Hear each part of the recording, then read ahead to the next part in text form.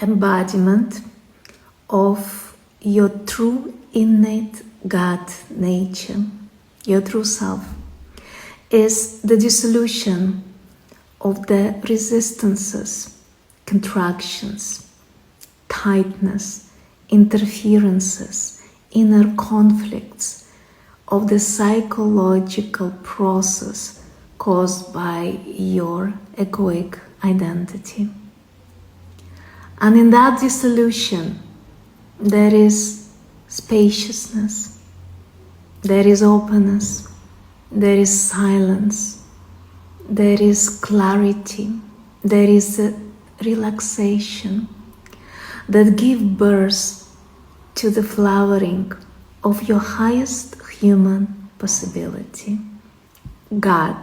in female or male form.